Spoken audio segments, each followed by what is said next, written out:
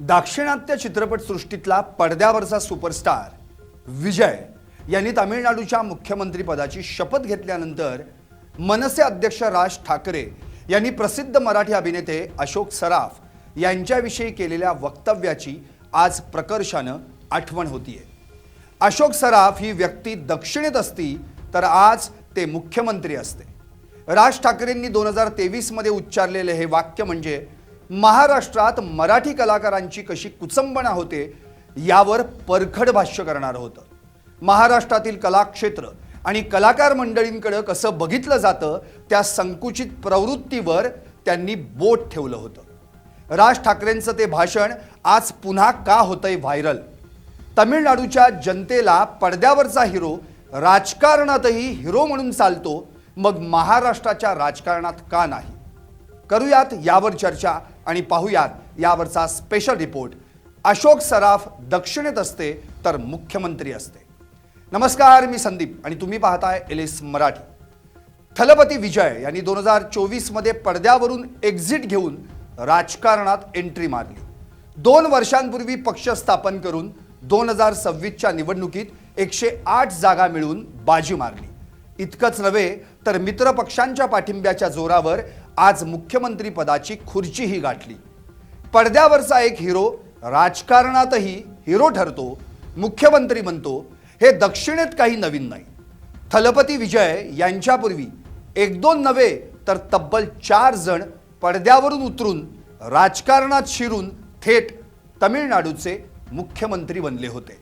त्यामध्ये अण्णादुराई, MG रामचंद्रन, करुणानिधी, जयललिता यांचा समावेश आहे। जो पडद्यावर गाजला तो राजकारणात चालला, हे दक्षिणेकडचं समीकरण। मात्र हे समीकरण कधी महाराष्ट्रात लागू होईल का हो? तर याचं उत्तर नाही किंवा अजिबात नाही असंच असेल। आता आपण आपल्या मूळ विषयाकडे वळू।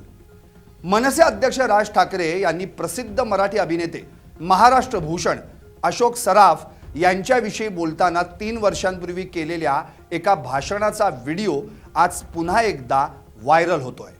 2023 मध्ये अशोक सराफ यांच्या अमृत महोत्सवी वाढदिवसानिमित्त आयोजित सत्कार समारंभात राज ठाकरेंनी केलेले हे भाषण आज आठवण्यामागचं कारण म्हणजे आणखी एक कलाकार तामिळनाडूत मुख्यमंत्री बनला म्हणून। त्या भाषणात राज ठाकरे अशोक सराफ यांच्याविषयी नेमकं काय म्हणाले होते एकदा ऐकूया। अशोक सराफ ही व्यक्ती दक्षिणेत असती तर आज ते मुख्यमंत्री असते आणि त्यांच्या 40 फूट कटआउटवर दूध टाकलं गेलं असतं। पण आपल्याकडं कलावंत आहे का? मग ठीक आहे, एवढ्यावरच आटोपलं जातं। कलाकाराचं महत्त्व काय असतं हे परदेशात गेल्याशिवाय समजत नाही। रोममध्ये लिओनार्दो दा विंची यांच्या नावानं एअरपोर्ट असतो आणि आपल्याकडं कलावंतांच्या नावानं चौक असतात वगैरे वगैरे। कला क्षेत्राची आवड असणाऱ्या आणि स्वतः कलाकार असणाऱ्या कलाकारालाच एखाद्या कलाकाराविषयीची कळकळ वाटावी, पण गेली अनेक वर्षांपासून आपल्या कलेद्वारे मनोरंजन करून काही काळ का होईना पण आपलं दुःख विसरायला लावणाऱ्या एखाद्या कलाकाराचा इथल्या जनतेला कळवळा येत नाही, हे दुर्दैव। दक्षिणेकडील अशा कितीतरी कलाकारांची नावं सांगता येतील जे आधी पडद्यावर दिसले आणि मग थेट विधानसभेत जाऊन बसले।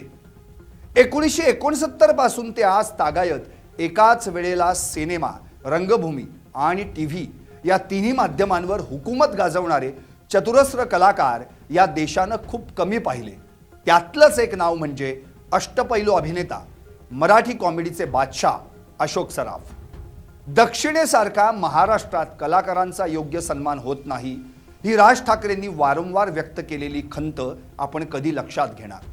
कलेचा, कलाकारांचा सन्मान राखणारे रसिक प्रेक्षक आपल्या महाराष्ट्रात पुष्कळ आहेत, पण या कलाकारांना योग्य सन्मान आपण देतो का हो?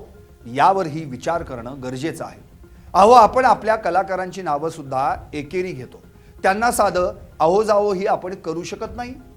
पुन्हा एकदा राज ठाकरेंच्या एका भाषणातील वक्तव्यानं मी या संपूर्ण एक्सप्लेनरचा शेवट करतो। राज ठाकरे म्हणाले होते, अशोक सराफांना मी सरच म्हणतो। ही सर म्हणण्यासारखीच माणसे, यांना सर म्हणायचे नाही तर पब्लिकली मामा आले का म्हणायचे? सख्खे मामा लागतात का ते तुझे? एवढ्या मोठ्या कलावंतांना आपण सर म्हटलं पाहिजे. थलायवा, थलपती असं संबोधून दक्षिणेकडची जनता आपल्या कलाकाराचा आदर राखते. त्यांच्याकडून आपण काहीतरी शिकायला हवं. आपण आपल्याकडील एखाद्या कलाकाराला मुख्यमंत्रीपदी नाही बसवू शकलो, पण निदान त्यांचा आदर राखायला हवा हे तरी आपल्याला कळायला हवं. तुम्हाला काय वाटतं? व्हा व्यक्त आणि पाहत रहा LS मराठी फक्त.